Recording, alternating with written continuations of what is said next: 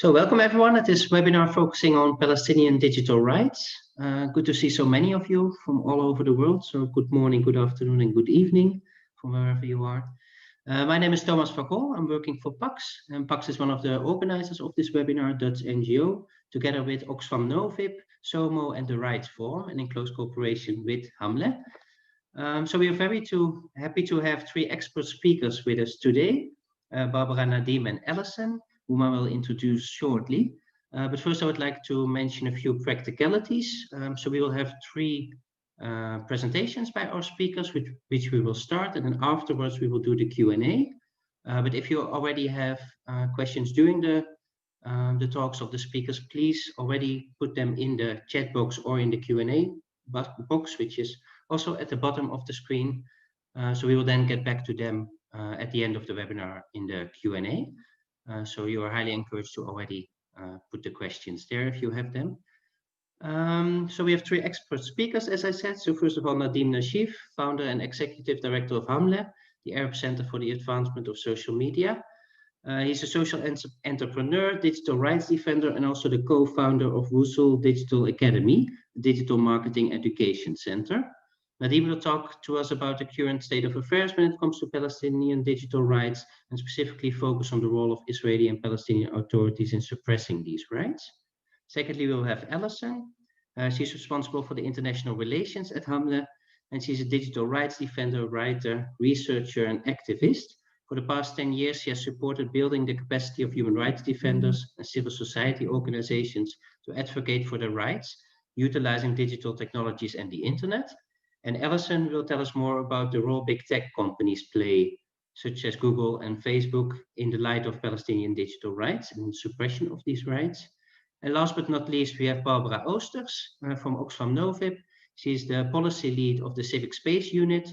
And the Civic Space team supports country offices of Oxfam with strategizing and influencing widening civil space through global and national network and advocacy. Besides that, Barbara is one of the founding mothers of the VUCA Coalition, a global alliance on civic action. And Barbara will provide us with a wider view on digital rights in light of civic space, and also identify some current global trends in this regard. So I don't want to take away any more time of our speakers, so I'd like to give the floor to Nadim. Please feel free to start.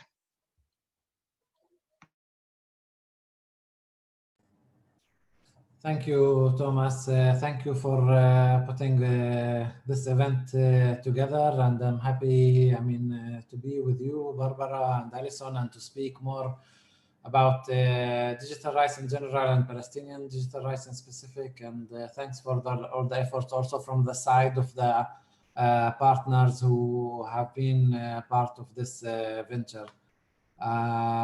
So we basically going to speak about digital rights, and we're going to speak about digital rights also in a context of COVID-19 crisis.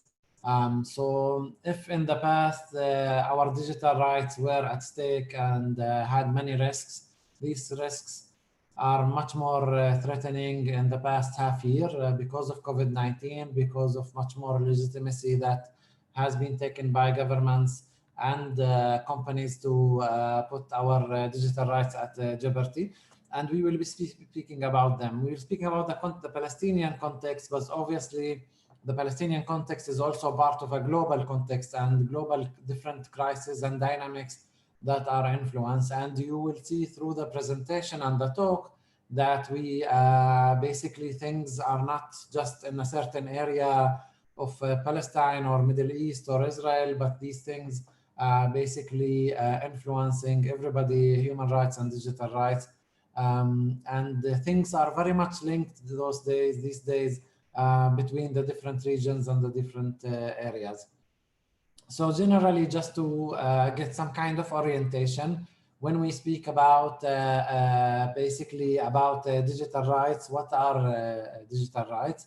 So the common definition is basically it's the extension of human rights in the virtual, in the online world.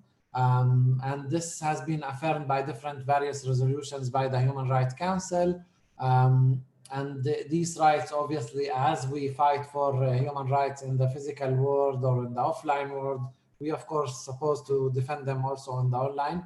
And by the advancement of the technology and the time and the world we are living today, these are becoming more and more important, as we are all aware.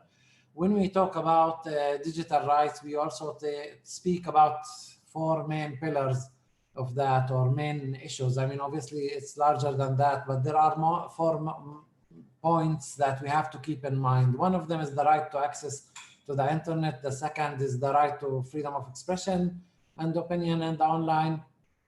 The third is the whole issue of data, our data and privacy, and how it's being dealt with. And the fourth is the right to assembly and association on the online. I mean, one of the first things also the issue of the right to access to internet, as maybe it's in some context, it's something obvious that everybody have the right to access internet. This is unfortunately in some other countries and other contexts is not very obvious.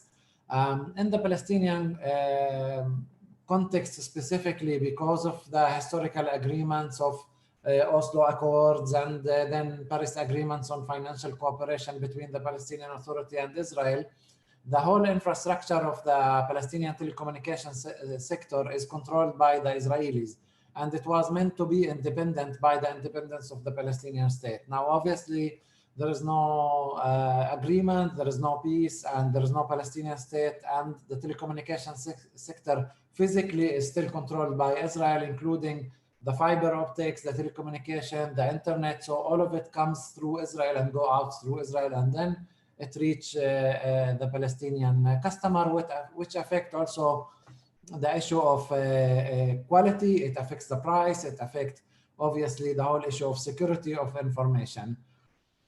And obviously the second part is the right to access on content on the online and to have a safe browsing. The second part of the right to privacy, I mean, obviously this is a crisis generally, like it's an issue generally globally. How much our data is being protected, how much the companies, not only the governments, and the surveillance that is happening.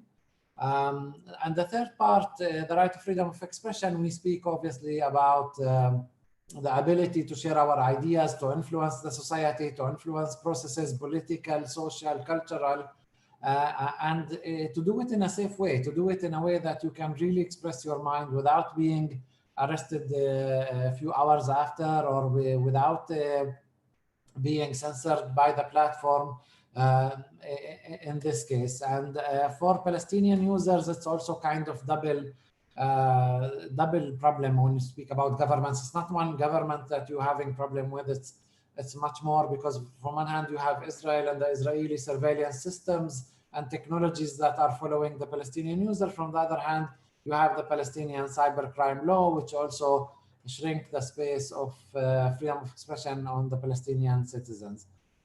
The fourth point is the right of association and assembly, and basically that the people have the right to join together, to create their cooperatives, their groups, to use platforms, something that again could be in some context something obvious, in other contexts is less obvious.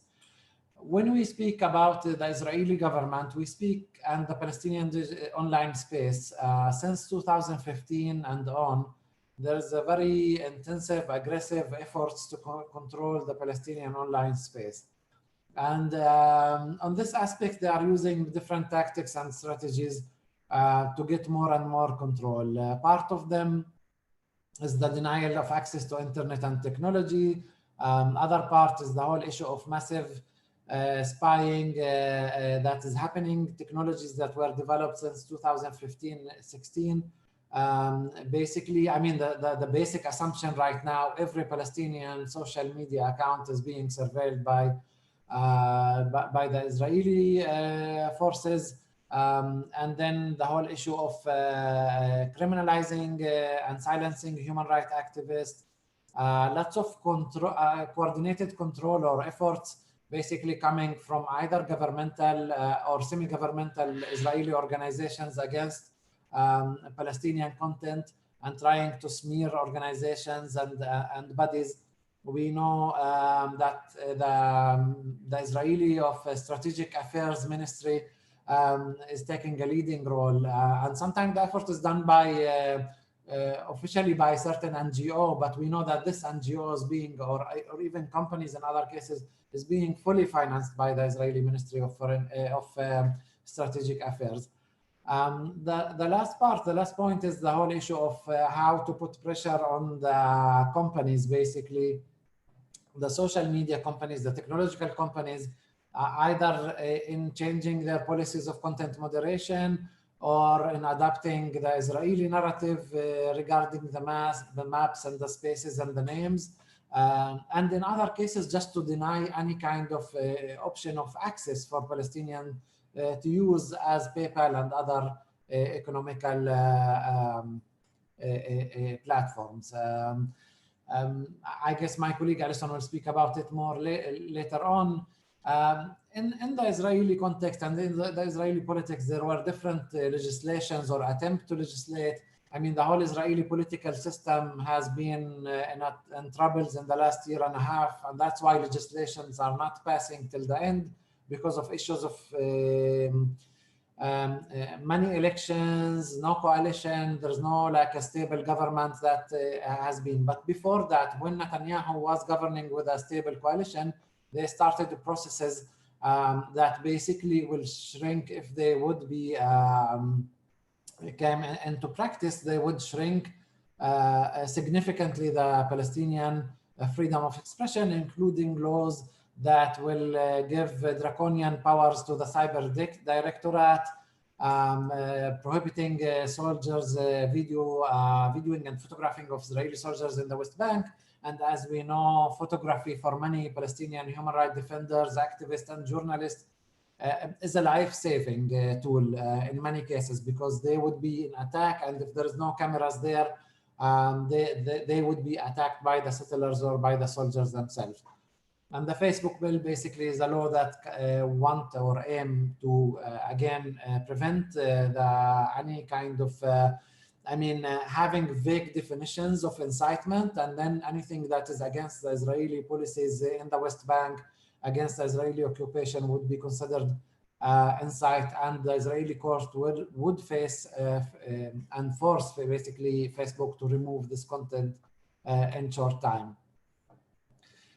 So all of these were relevant before COVID-19, but now in the time of COVID-19, basically these surveillance technologies are being used much more heavily.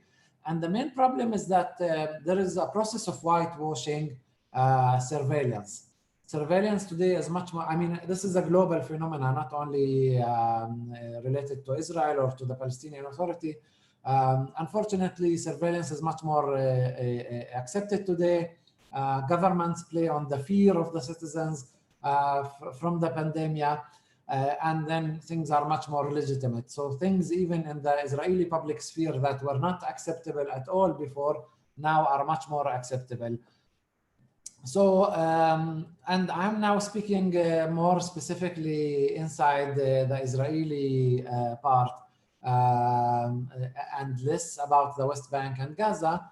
As you know, there is a geolocation that is happening by the secret services to make sure that COVID-19 positively diagnosed patients would not be moving and would be quarantining themselves. Now, obviously, generally, I mean, we are not people who are saying there shouldn't be at all any kind of methods to try to fight COVID-19 and the health crisis. Obviously, there should be.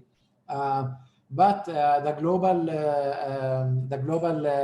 digital rights community and who are trying to find it, and many progressive governments have put some kind of restriction on how and when and where and who can see the tracking from the side of the government. And obviously, when you give the geolocation and the tracking to secret services that are not transparent at all, you don't know who's using them and for what purpose. It's very problematic.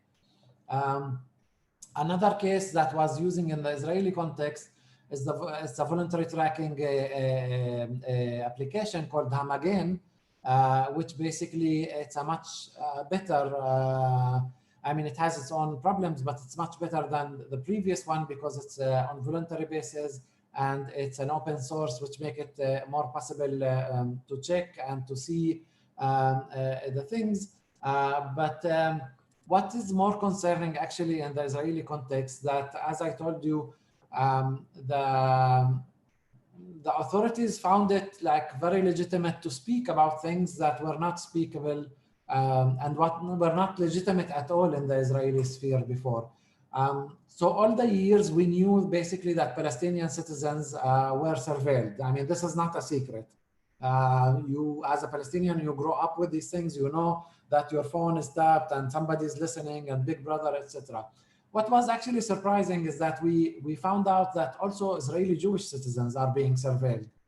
So basically, this investigative report that was published by Ynet and by a leading journalist, Israeli journalist, speaks about the tool. The tool is basically a huge database that basically record every telecommunication that happens in Israel in the Israeli companies of telecommunication.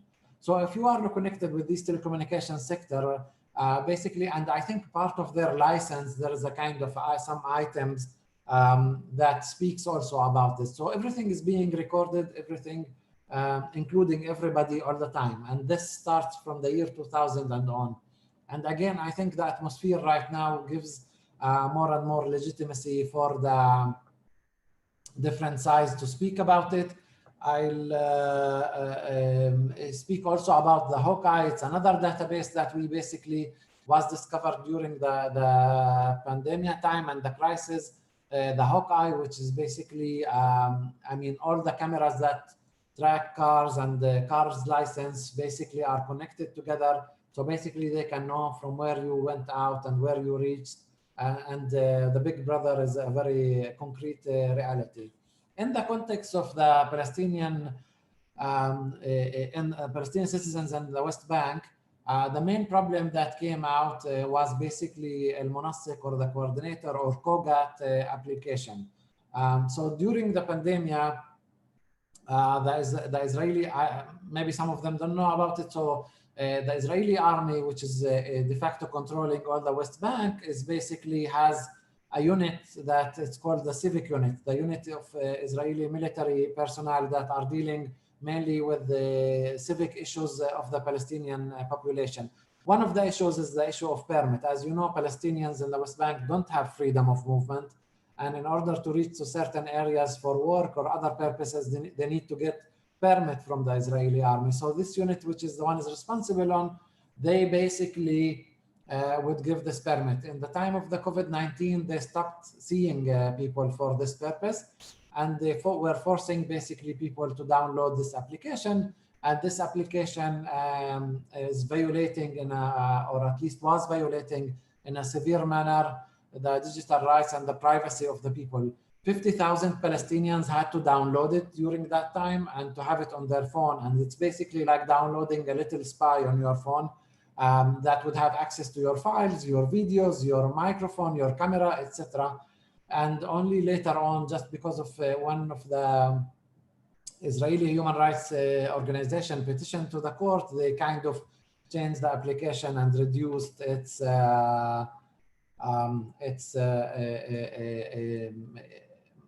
how to say it in English, its ability to access the files.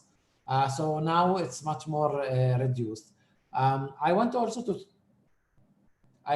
to speak about the Palestinian Authority side. In the time of COVID-19, the Palestinian Authority was working with the emergency laws by the presidential decree, which obviously restrict the freedom of expression and violate the digital rights of the citizens. It's mean that the infamous cybercrime law that we spoke before was expanded. There were much more arrests of people because of freedom of expression when they criticized the responsible persons in the Palestinian Authority, including one journalist who spent 1 month because he criticized some of the ministers of the inside the Palestinian government, and even about some people who published fake news. One girl, one young woman, example, who also spent a few weeks in jail because she posted fake news. Now, we're not promoting fake news, but obviously arrest because of fake news, this is not the solution of how you deal with things. So generally, freedom of expression, digital rights, and human rights were much more at stake in this time of the health crisis. The same level is also with the Hamas authorities in Gaza. Hamas de facto government in Gaza Strip is also before the COVID-19 crisis, and even more after, is using certain legislation around the misuse of technology, which basically give them the right to arrest people who criticize them or not agreeing with them politically. Some activists and journalists also were threatened and arrested. And lately there was a Zoom meeting between some Israeli peace activists and some Gazans activists, and the ones who hold it were also arrested by Hamas authorities. I will stop at this point and pass the stage to my colleague Alison. Alison, you want to do the screen sharing from your side, right? Yeah, that would be great. Thank you.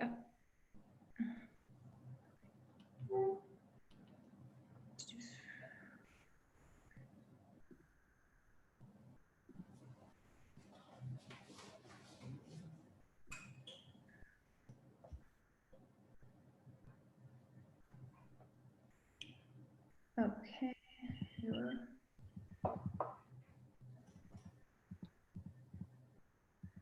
Okay, so now on to the tech companies.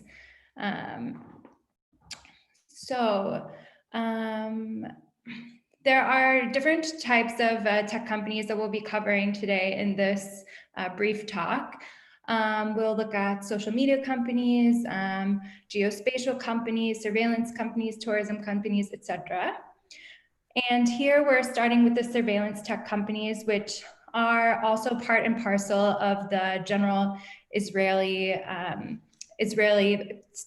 surveillance technology industry, which comes out also a lot of times from Sorry, people. Alison, I think we're not seeing the right slide here. I don't know if it's only me or also the other. We're seeing the first slide. Yeah, I think you have to click on present at the top right, Alison, next to share, next to the orange button.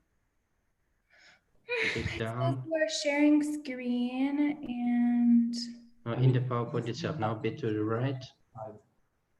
On the right. No, a bit down. Sorry. Okay. Yeah, top.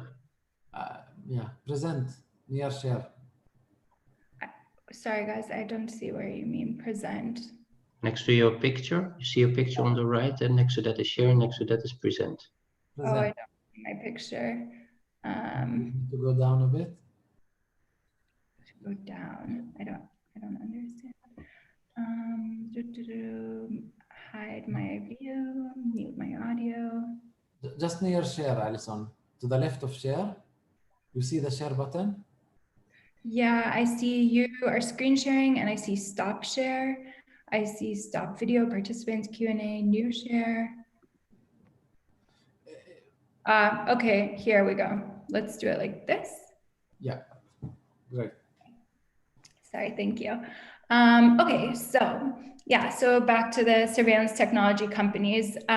So many of these companies, people graduate from the military after their time in the military, particularly. They go out into the private sector, and it's well known that a lot of the intelligence from the time in the military is allowed to be leaked into the private sector. One of the famous cases, of course, is with a company called NSO Group, which many of you may have heard of by now. The company was founded by people in the Unit 8200, which is focused on the surveillance aspects of the military's work, and became very famous when its technology, who's been sold to dozens of states and private companies worldwide had been used in the pursuit and then the killing of Jamal Khashoggi, the Saudi journalist who was killed in Turkey in 2018. It's also been found by Amnesty International and I think Human Rights Watch that people in their teams have had spyware on their phones. There was also a famous use of WhatsApp recently, where the spyware was sent across WhatsApp. And so we aren't covering the international level, but of course this has been an international story, and you can follow a bit how difficult and challenging it has been and continues to be on an international level to deal with surveillance technologies. It's kind of, they're using actually the Wasserman Agreement for the time being, not being a legal expert here, but an understanding of that agreement was more developed at the time for nuclear weapons. And in fact, we don't have really sufficient legal guards in order to deal with the issue of surveillance technologies. Another company is AnyVision, which became more famous last year. It had developed its technology through a private cooperation with the IDF. The technology was built using the facial data of Palestinians without their consent. And then when Microsoft invested in the company, activists started to raise flags. And eventually, through some pressure and some media work, Microsoft decided to launch a human rights investigation into their investment, and in the end decided to take their investment back and to not continue to invest in any secondary facial recognition technology companies other than their own, for lack of an ability to manage the potential impacts of those technologies. I would also just say there's a bit of an update on NSO Group, because after quite some years now of really bad PR, the company has really been trying to rebrand itself, spending a lot of money on big PR campaigns, was on 60 Minutes, things like that. And also now has kind of changed the type of technology that they have and become a #1 contractor with the Israeli government. As Nadim was mentioning earlier, there's been an effort to centralize all of the data from health and education and across many different realms in a centralized database, and NSO Group has been contracted to do that work. They've also been contracted to deal with surveillance technologies or tracking and health data related technologies in the Israeli health sector. So the concern continues. Social networks. This is where a lot of Hamla's work has been focused in recent, historically, while the surveillance stuff I think is becoming increasingly an important aspect of our work. Social networks for us most of the time has been focused on Facebook, a bit on Twitter, and on Instagram, but primarily Facebook because of the number of people on it and because it's where Palestinians have been spending most of their time on the internet. We've done different research into this and how the impact of the content moderation policies, whether they be human decisions or decisions taken by artificial intelligence. There is a human behind all of those decisions and the machine learning processes. And we've looked at and seen how over time, because of attempts to deal with hate speech online, to deal with quote unquote terrorism online, that Palestinian freedom of expression under the pressure also of powerful actors like Israel and the network of NGOs supporting those efforts have really worked to redefine the tech company policies. I think it's particularly important to mention at this time the efforts by the International Holocaust Remembrance Association and over 150 organizations recently have been working to pressure Facebook to adopt what's considered the new anti-Semitism definition. We've seen this around the world in different legal aspects at the states level through Europe, as well as in the United States, Canada, Australia. And we're also seeing it at the tech policy level and pushes for this.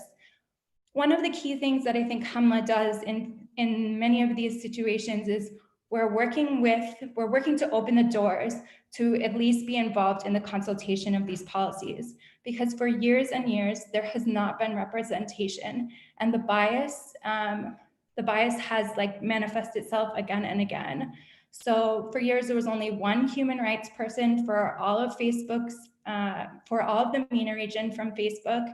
And after Myanmar and understanding the human rights issues, the staff greatly expanded to include people that organizations like ours could at least have consultations with. But there is a historic bias, and powerful Western actors are really defining like what is freedom of expression, what is political association, and things like that online. And we're seeing similar geopolitical conversations like offline being mimicked in online and being mimicked in the policies of the tech companies. Yeah, I guess one more thing just to mention on this, sorry, maybe there should be more slides, a bit boring, but is settlement advertising also. For example, it was a lot of effort to get the United Nations to release their database of companies working in the settlements. This also, though, includes tech companies who provide a platform for tourism or for advertisement of settlements themselves on the platforms. And so we really work in collecting the evidence of these things and then sharing it with the public and sharing it with the companies themselves, with varying degrees of correspondence with them. So while in the case of Facebook, there has been concerted efforts, like I say, to really recognize that Palestine and the MENA region has been discriminated in the past, and at least at face value, create some openings for conversations, Google is quite the opposite. Google is, even though with our repeated efforts, with public campaigns, with introductions from people who work closely, even with our few meetings with Google themselves, it's really clear that that human rights is not a priority of this company. And in the case of Google Maps in particular, after doing our research, doing our campaigning, getting to the product policy person who was the decision maker for a lot of Google Maps and why Google Maps looks the way that they do, why Google Maps today, when they most recently in a recent article earlier this year said that they were working to improve their maps to reflect the space, but unfortunately the data wasn't available. And the only data sets that they could add were from Israel and from the Emirates. But we know, of course, that OCHA and other actors have put a lot of energy, time, and investment of resources into developing data sets that could be used by Google and other tech companies. But decision makers who were, historically in the position at Google Maps also were historically in Netanyahu's office and also have for a long time been working to further a more Zionist agenda. So in the case of mapping, also I would say on a global level, while I think Palestine has it particularly bad, disputed territories and the way Google is handling disputed territories is not in line with international law. So you can also look at other cases with Ukraine, for example, and how they're managed or working around that and dealing with that. Next would be the digital economy platforms we see really as a priority. Palestinians still do not have access to PayPal, which is the major like financial gateway, both for working and for selling things. So while there's a lot of effort put into the economic development or the idea of economic peace, there has the risk assessment that was taken in 2016 or 2015, also with someone in the decision-making position who had a long history of being in the Israeli government, was to not provide service to Palestinians. And even with our efforts and with the efforts of other INGOs and actors, also at the UN level, we still have not been able to open this pathway, which could lead to potentially tens of thousands of jobs for young people and the like in Palestine and particularly in Gaza. There's also been challenges with other platforms like Amazon, Alibaba, and eBay. It was kind of big news that Amazon was going to be delivering and working in the Palestinian territories, but this wasn't their initial decision. It seems that only after some pressure from local actors here and from others, I would imagine, that they decided at least to be shipping and providing shipping to OPT. But at the same time, you still cannot be a seller. So even though someone in a settlement in OPT can sell their products online, Palestinians still cannot. And so again, you know, this is a clear situation of discrimination. There also have been really important efforts to deplatform Palestinian organizations, particularly human rights organizations, from the use of crowdfunding applications. So recently, an organization was deplatformed on Stripe and on DonorBox, and essentially what happened there is just this group of Israeli actors wrote several letters to the company and smeared the organization, trying to convince them that they're a terrorist organization. And eventually the company was fearful and took down the accounts. And because companies do have some, they have you know, a lot of ability to kind of write the rules regarding the terms of service and things like this. It's really difficult to make like a bigger problem is that it's very difficult to put the legal pressure to get these companies to open up, even showing discrimination because of the protections of the companies and corporations. Tourism platforms, Airbnb, Booking, and TripAdvisor all have listings in settlements within the Palestinian territories. There's been different work on this, with at one point seeming to have a success with Airbnb and the campaigning efforts of many human rights organizations. But in the end, the Israeli legal pressure was stronger, and the company decided to rescind its agreement and ironically donate money every time that someone was purchasing an Airbnb in a settlement to a charity.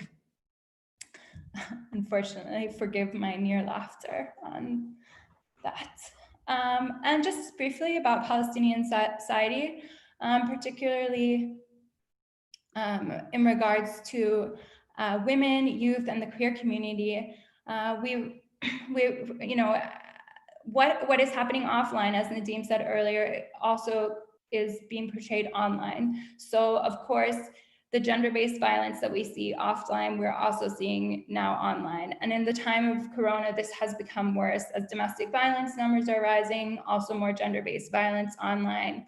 We've done research into this area that showed that 1/3 of Palestinian women had attempts of hacking on their social media accounts, extortion, revealing pictures, inappropriate content, and this is not including just general harassment and bullying. Youth also, we've done an in-depth study on youth, and what is called the chilling effect is happening among youth.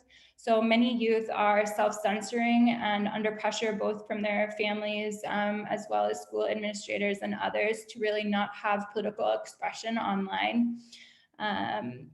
And this is, of course, minimizing the activism and political participation within the generation who's more comfortable now in a more commercial kind of realm than a political conversation. We also have done research about the queer community and how the impact of being harassed and bullied online, not only by individuals, but then also, sorry, I have to step back and say the power of social media to allow people to organize more and to organize more visibly is something that was positively impacting the queer community. But then as their visibility increased, also the attacks towards them increased, including an attack from the Palestinian Authority to the organization Al-Qaus, a Palestinian LGBTQI+ organization, and they publicly attacked them, and though they later apologized to some extent for their public for saying that they were not allowed to do activities and things like that, of course under pressure, the queer community is basically resorting to, as many of these people in this list here, women and youth, going offline. So slowly and slowly, the platforms are less representative, less open, less free, and people are also sharing less. Yeah, so just like briefly to kind of sum up what Nadim and I were speaking about and just kind of look, at the real world consequences. There's challenges, of course, like in the Corona time, particularly of accessing health and education information, technologies that are essential for participation in the digital economy. Today, Palestine is one of the lowest internet penetration rates in all of the MENA region, as well as one of the slowest digital economy development. At the same time, you do have a donor community that's really pushing for, and the World Bank included, pushing for the government to automize and to use more and more digital technologies to save money. But people don't have access, and they don't have safe access, most importantly, because as Nadim was mentioning earlier, the entire ICT system is channeled through Israel, and all of the mobile cell providers have full surveillance. So there is no safe way for people to be accessing the internet, essentially, in Palestine. This aside from the fact also, and I think then I'm probably starting to go over time, Thomas. Yeah. Only a bit. Yeah, just like one more minute and I'm done. Also, like the content takedowns that are happening now because of coronavirus, right? Looking for fake news, because of the pressure on elections, trying to deal with the hate speech issue, and the strong lobby that exists that is using this wave to silence Palestinian freedom of expression, to silence any criticism of Israel, to silence the reveal of human rights violations. And that's resulting in a web that really doesn't reflect actually what's happening in the world. And we're losing also many times essential and important data that could be, for example, data, a video of a soldier smashing the head of a man in Palestine. It went quite viral. I'm not sure if this one was taken down, but I know that this man was later arrested by Israel. And many times this kind of content will get taken down because it's considered violent, but then actually the evidence for human rights violations disappears from the internet. So we also work, so I won't go through all the details of these recommendations, but what we really do in general, we need to be working to have laws that respect digital rights. We need to work to end these violations. We have to think about surveillance companies and the technology and ensure that it will be in compliance with international human rights law. And when it's not, the states need to face consequences. We need independent bodies for oversight, independent bodies to be collecting this information. So human rights information doesn't stay in the hands of Facebook, but is in the hands of an international body where it can be accessed by lawyers and academics and journalists. And we need more transparency in the reporting of these companies. There are specific recommendations for companies, which I don't think I will go much into detail here, but basically to bring their policies in line with the guiding principles of business and human rights. And also we really encourage them to do specific human rights audits into this context because it is unique and it requires a deep understanding of the situation here. And there are plenty of actors who are very capable at explaining the situation of Palestine from the Palestinian perspective that should be included in those conversations. And for civil society, this is a lot of the work we do as Hamla, mainstreaming digital rights into the existing human rights ecosystem that exists here and has existed and thrived, doing their work and making sure that the Palestinian civil society is empowered and safe and protected, that they know how to keep themselves secure online, that they know how to deal with being smeared online and having their reputations attacked, and that they can work together to push for changes to policies and practices of the companies and authorities. Thank you very much. Thanks a lot, Alison, for the overview. I already saw a few questions about if we could send the PowerPoints afterwards to the participants. I see Alison nodding, so I don't think that will be a problem. So we'll send it to you afterwards. Thanks a lot. Then I would like to give the floor to Barbara for the last presentation of the three. Yeah.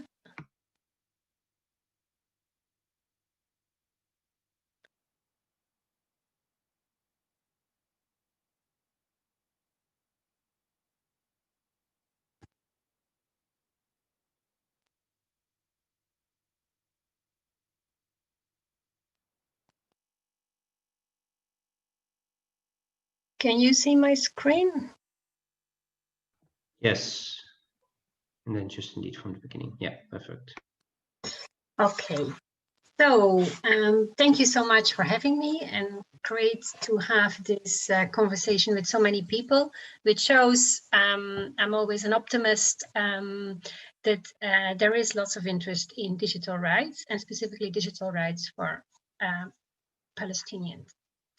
I come from a more global perspective. I work on civic space in many countries, and by working on civic space in general, it automatically gets you to the issues we all face on digital rights and online space. Since more and more, I mean, we live in a digitalized world, and that is also where we assemble, associate, and speak out on. So that's how I more and more get see the issues all over the world of our space shrinking. What we see globally is we see many things that were already discussed, specifically related to the occupied Palestinian territories, but we see it globally, and we see state-sponsored trolling was already mentioned. We see specific legislation aimed at limiting civic participation digitally. We see internet shutdowns, or we see slowdowns. That's another way of making sure that people can't access internet. We see surveillance and online harassment, defamation. I call it online imprisonment of activists when accounts are deleted from Twitter or Facebook. We see censorship through noise by having lots of information coming online to make sure that whatever you voice is not being heard. And increasingly, we also see social media taxes, which makes it prohibitively for some people to still access social media. So why this should matter? It's like I said, I mean, social platforms have become critical tools for us as organizations and active citizens to mobilize and to create collective action. We all know the Me Too movement. Recently, we had in Zimbabwe a really nice hashtag to focus on the human rights violations in Zimbabwe. So it is something that for us as activists is really important. What do we see happening? We see three main problems. We see internet generally put under increased control, and it's control of use and access. It's like I'm also, for example, working in Myanmar, where we just celebrated a whole year of internet shutdown in some parts of Myanmar. In 2019, there were in 213 countries worldwide, we had problems with internet shutdowns. We see exactly as Alison already showed to us, the private sector who exacerbates those risks and to active citizens and organizations. It's a black box, like what tech companies do and how they act. There is no transparency, and also whenever something happens, there is no redress possibilities. Just recently, also under COVID-19, we saw many activists being jailed, for example, in Vietnam for their Facebook accounts being taken down, just because a government decides what is right information and what is wrong information. And the guilty by algorithm, that's also what Alison already showed. There is a lot of bias in systems built in, and it just comes down to who has power and who doesn't has the power. For example, in Saudi Arabia, if there are trolling messages on Twitter, they stay on forever, and are not removed. While if there are messages coming from human rights defenders, they are removed immediately. And thirdly, there is the big problem of disinformation and trolling. We, for example, ourselves have faced issues with accounts being hacked and then information being spread, so-called in name of our organization. Facebook was already mentioned, but I want to show it's much wider. In a meeting I was recently, there was this activist from Burundi addressing Facebook and really saying, you know, you've really violated our rights and you exploited our data, data which should be safe. And when you needed you most, you were not there. And that also focuses on this impossibility of redress. And I think Nadim already referred to it. We've seen under COVID-19 this dangerous narrative shift of we were used to lots of surveillance already, but this narrative shift of making it now normal that yes, surveillance is necessary, it's good for our general health. And we've seen this shift in narrative, which is really dangerous and making that what before was still a bit like, is this really a good way forward? It's now becoming the new normal. So we've seen under COVID-19 an upsurge of intrusive surveillance technology, but also an upsurge of fake news laws. That's also what Nadim already referred to. Like, what is fake news, right? It's in the eyes of the beholder. As a government, if those laws are being written in a very vague language, then whatever you say is fake news. That is fake news, and often. It happens to be the most critical people in your society who then are easily being shut up.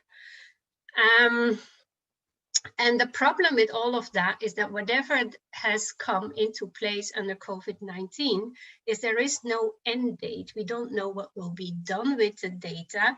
So things that started as an experiment, and I think we've seen what happened in China, but also Israel has been a great experimenter with surveillance systems. They now use it for the total population. They've had the possibility to use it on a small group of people, and then they now use it for the whole population. So we call it that the dream of many authoritarian regimes has come true, and that's the complete control over population. And another element I wanted to stress, I think Alison or Nadim already referred to it, that is the global expansion of what these societies who started experimenting with this Big Brother society, it doesn't stop at the border. The exporting of systems, Israel has a 82 billion cyber security economy. They have become global leaders in cybersecurity and surveillance techniques. Alison referred already to the NSO group that we have come across with our human rights defenders in Mexico, for example, where NSO played a very bad role. But we also, I also see, for example, China, who in another country I work with a lot, in Uganda, they have bought for 160 million of cybersecurity from China, and China offers them the full option, including internet shutdown options, right? So that's what we are up to globally. And if you look at, for example, China's vision for a digital society where they want to be in 2020, it reads really in their official policy paper that what their vision is for this digital society is that it will allow the trustworthy to roam freely under heaven while making it hard for the discredited to take one single step. So we've shown a lot doom and gloom, but I'm like I said, I'm an optimistic person, and I think optimism comes mostly from youth. I mean, they are the ones who are the early adopters related to technology, and they're the ones who we've also just recently done a study on how are they dealing with this. You know, all these young people, they are the ones who are online. They're the ones who also express themselves firstly online. And I want to end so with some positive end notes from Palestinian youth who don't, you know, they're not yet in despair, right? Like digital technologies, they say, and social media, they still provide opportunities, right? To influence and to show your opinion. But of course, we have to do it in a safe way and to make sure how to navigate those. And we found it was a small study, but we found that what they still use social media campaigns also to show how youth organizations and youth in general to also show a positive narrative about youth. Often, you know, like all around the world, youth are looked upon as the troublemakers, but also to show how positive stories about youth groups. That they also learn to navigate boundaries, right? You need to know the laws to see how you can navigate them.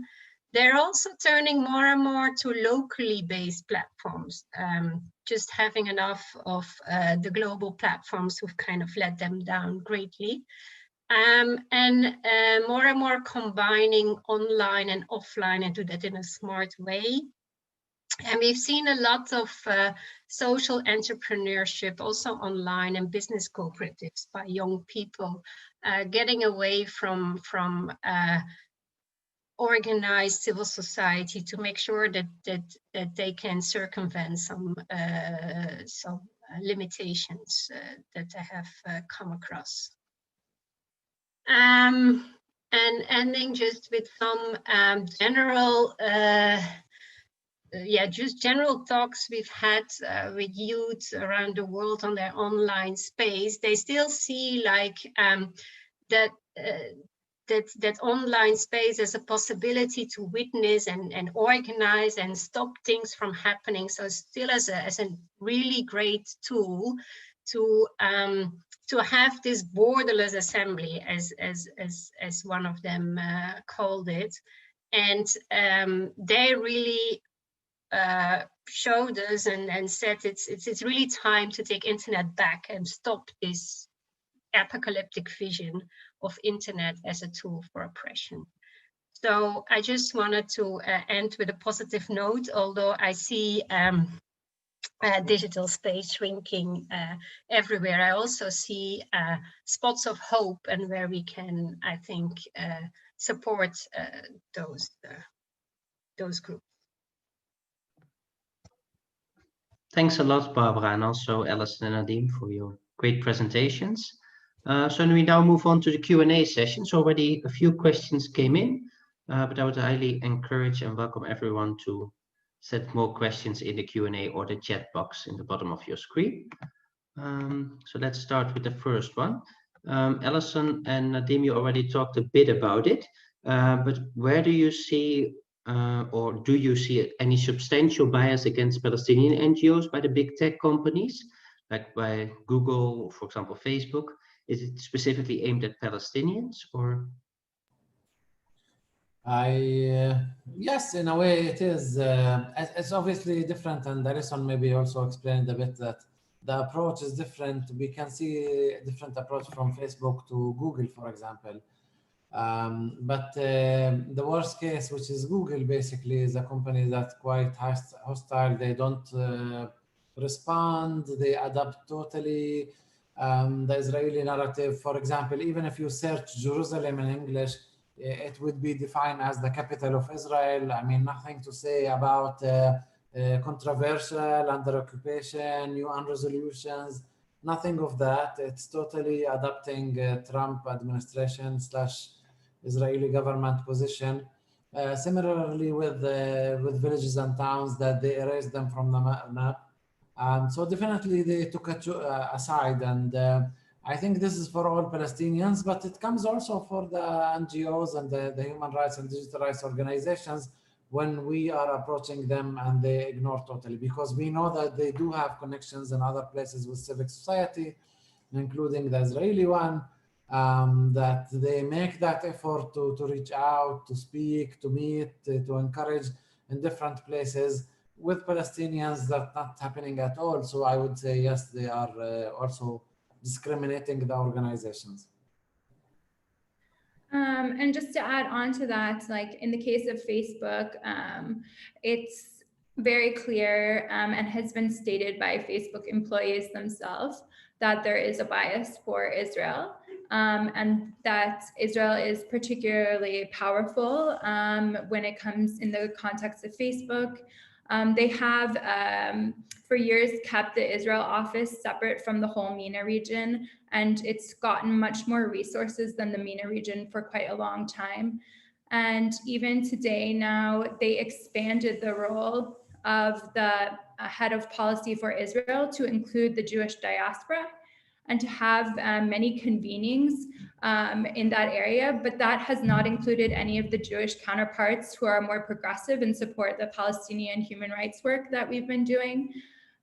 So we know that not only it's Israel-centric in ways, but also it's particularly right-wing, and it's not supportive of actors who are interested in the two-state solution or who are interested in the human rights situation. And so that's also an issue for the Jewish community, I think, as well. I also would say, in regards to the bias, that you can see that the companies, smaller companies like Airbnb or Stripe or whatever, they're under a lot of pressure from an existing legal and Israel lobby, legal lobby that's very strong. So Palestinians with not such a strong legal basis oftentimes are not able to deal with the amount of money needed for the litigation around these issues. And I think that that's also a big disadvantage that we have. We're not able to really play very deeply on that level, and that's a place they're very well established. Yeah, as well as I would say also the large amounts of funding from individual donors, like the Milstein family, for example, which has spread lots of hate speech, misinformation, Islamophobia in multiple languages. This is very widespread, not only in English, but we have in Spanish, we have in many, many different languages. And at Facebook, many times we have discovered very disturbing translations, for example, from Slovakian into English. When you hit the auto translate, you know, an organization, for example, posted about their cultural exchange with a Slovakian organization. The Slovakians posted it about their exchange with Palestinians, and then the word Palestine was translated to Syria or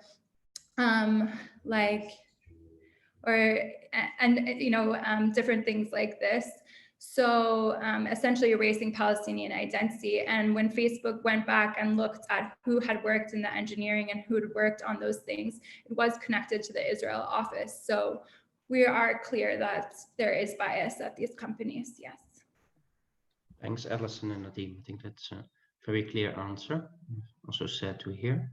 Another question came in on how can people protect their digital rights? So I know that all of you have quite some experience with it, all three of you. So I don't know if you can tell a bit more about that. Would you maybe like to start, Barbara? Or... You mean us in general, or people? Because us. it depends. Yeah, I think there are several ways that you can start. At least is the first one is to always think that there will be surveillance. That's the first. That's with recognition and then step over to different ways of communicating. Like I'm still surprised that lots of the partners I work with, although they know it's dangerous, they often have lots of conversation through Facebook, while yeah, we know it's not safe, but they still do it, right? So it first starts with this first step of very simple things like using Signal. There are multiple ways of exchanging emails through encrypted mails, but you can do it also. So that there are very small steps that you can take. But it first start with start doing it and being aware that Facebook is not the best way of having your communication started. I maybe would add to what Barbara said. I mean, the whole issue of digital security should be something that we all have a good awareness around this in our daily using, because in the end, and as you, Barbara, mentioned before, we don't want the people to move out of the platforms. We want the people to stay there and practice their right. To be there, to get the information, to do digital economy, and to express their ideas, and to get all the benefits. But we want them, and especially when it comes to youth, to do it in a more as a smart, in a smart way, in a safe way, and in a more sophisticated kind of consumer who can know also can consume media in a more sophisticated way and can differentiate when this is okay, this is maybe a tricky title or headline, or this link can compromise my privacy, etc. And this is something that Hamli has been working extensively on it through researches and developing curriculums in Arabic language, and taking a really pioneering role in the whole issue of digital security in the whole region of MENA, and specifically in Arabic language, to create this digital security resource center in Arabic language, where basically we concentrate lots of materials, curriculums for teachers, for youth leaders, materials that are gender sensitive, digital security education, materials that could be also relevant for organizations, how to protect themselves. So I think we should look on this in a very serious matter, in a way, from one hand, to be there and to use the platforms and to express our rights, and from the other side, to be also protecting ourselves and aware of the latest, I mean, at least the basic safety measures. Thanks, Nadim. Do you want to add anything, Alison? I think it was covered. I mean, maybe just something worthy, because probably a lot of people on this call do travel back and forth, just to mention also, but it used to be a bit of a bigger problem, was passage through the airports. Anytime with someone going to the Human Rights Council, coming from Geneva, you find yourself stopped. Within a few minutes, your phone can be taken and tracking, and your computer, and have tracking put into it just a few minutes away from you. And actually, we know cases where people did have tracking put in their devices, even just someone who worked in the private sector as an employee of Apple. So this is a regular practice of Israel. And I think that for a long time also, I think there hasn't been enough practice of digital security. And so it is really important for us to be trying to find a space to be in a more safe context, and also to just consider what we share, when and how. I think that's the key, and that we have to also deal with some of the mental health and well-being that comes around like such a high use of technology in the surveillance context. That we didn't have to deal with before as human rights defenders, and especially in the time of COVID. So I think that there's also a need for mental health to be included in the look at like what's making us secure or insecure. Thanks. Another question came in. Go ahead, Barbara. Yeah, sorry, Thomas. I still wanted to say something about what was said about mental health, because I think also the online defamation is just enormously, and how that wears on people.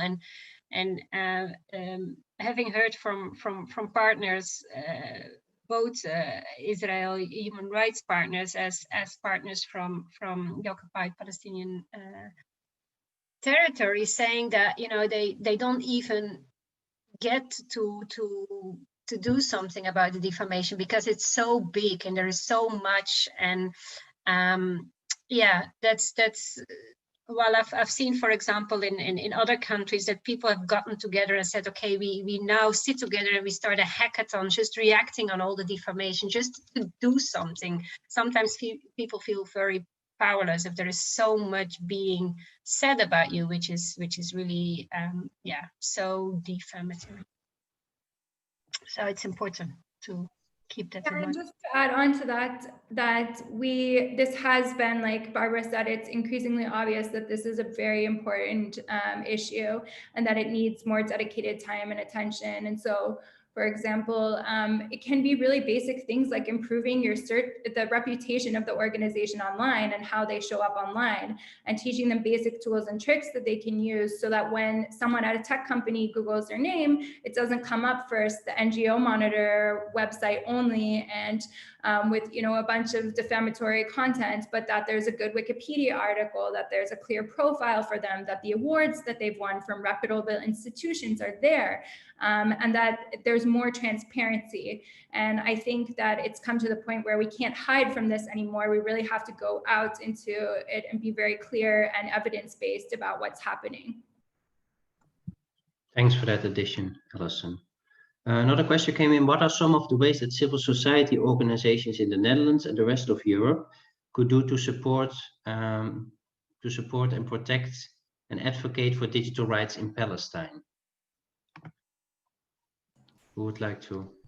I mean, I think it's important, and Alison also mentioned in the end of the presentation, like that there should be a pressure towards the Israeli government and the Palestinian Authority towards different acts that they are doing. So some pressure should be exercised towards them, and especially the Israeli government being the stronger party in this scene, and the one that have much more. And that's what we are trying to do, basically, to raise awareness and to speak about these issues. And again, we have to see them in a global perspective, because as my colleagues mentioned, things start maybe on testing this technology on Palestinians in the occupied Palestinian territory, and then they are sold out in Mexico to hunt down human rights defenders over there.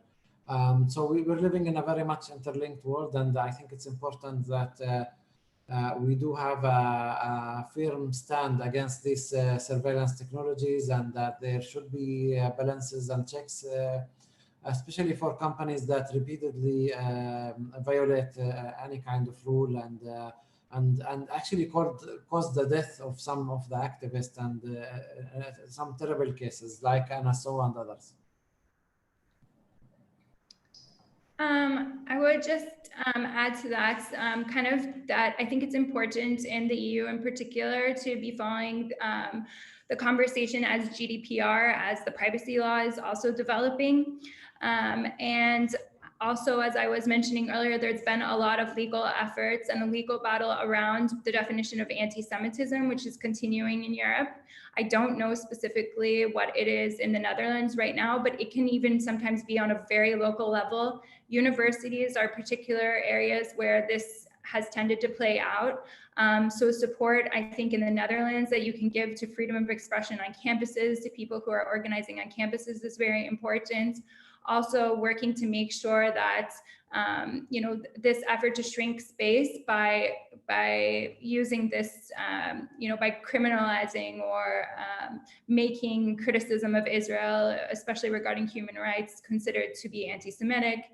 It really needs to be also addressed with decision makers at different levels who are really fed a lot of disinformation and misinformation on these topics. And we see that they are making decisions based off of what they read in a few posts online. And we really need to create an atmosphere that calls for the highest level of policymaking rigor, in which everything must be evidence-based, and it should include the voices of the people that will impact most. So I really encourage people, in the Netherlands to be aware and to be engaging with their policymakers on this. The problem is that a lot of times they get the Israeli narrative before they learn about the human rights issue or the freedom of expression issue associated with it. And I think that we shouldn't be waiting for that to happen, that we can actually proactively go and explain this issue to people and, you know, these kind of policies and how they're impacting, and that give them good materials and evidence, which there's plenty of, including support from the European Council of Human Rights, which has clearly stated that this definition should not be, that the definition of anti-Semitism should not be changed in this way. And that should be really used, I think, in the coming period as well. Though I think the case in the United States is a bit different, and I'm not going to go into that because the question was on the Netherlands. Thanks, Alison. Moving on to the EU, there's a question about the EU. How does the EU act to circumvent, or does the EU act to circumvent misuse of these rights by Israeli authorities, by Palestinian authorities? So more on the role of the EU in light of these digital rights offenses. I don't know if you would like to say something about that, Nadim. I'm not aware so much about like really something significant coming from the side of EU towards Israel, and in this perspective, we know that some European governments and embassies that are working within the Palestinian Authority are pressuring the Palestinian Authority in certain issues regarding digital rights. Regarding certain arrests, questioning. There was also heavy pressure when they started with the cybercrime law. And they have influence also because the EU, some of these governments are main donors for the Palestinian authorities. So they have also much more influence. Again, unfortunately, I think the EU positions with Israel were not really sharp and strong in many aspects regarding the Palestinian rights in general, and more specifically, and hardly any within the Palestinian digital rights specifically. And just to follow up on what Nadim said, I think I already talked a bit about the EU level in regards to anti-Semitism and shrinking of freedom of expression, but also I want to bring to attention the research and development relationship between the European Union and Israel, particularly Horizon. It was Horizon 2020. I don't know what the new one is called now, but it's a research and development agreement between Israel and the EU, which includes large companies, including, oh my gosh, what's the name of it? It's the largest aviation company of Israel, but which is known also for human rights violations, development of technologies used in those violations, and then of course surveillance companies as well. So I really think that this has to be dealt with, and Israel is actually a good place to start, because as Barbara was saying earlier, Israel and China are so much behind so much of the surveillance that we're seeing around the world, that I really think that the EU should be reviewing how the relationship of research and development is going as well, that leads to these technologies, and then of course the purchasing of the technologies and the use of technologies and things like that that are clearly being used in violation and developed with violations. Yeah, if I can add to that, like there are two things, like and there has been also on artificial intelligence, there has been some steps being taken at European Union level, which is looking also at human rights. On the negative side, already for some time, some governments try to get something done on the dual use of some technologies, which really adds to this whole surveillance systems, but they just don't get it done at EU level, because some European governments, they profit, of course, and they also have some lots of industry who profit from this from these systems. So I know that the Netherlands have been trying to push this, but many well, this would be something that I think the European Union should look much more into. Like recently, still Egypt importing some quite dual use technology. Thank you, Barbara, for that addition. You already mentioned Signal as a potential communication alternative. There's also a question about that. So I'd like to put that a bit wider. So what kind of communication networks do you see as safe and why?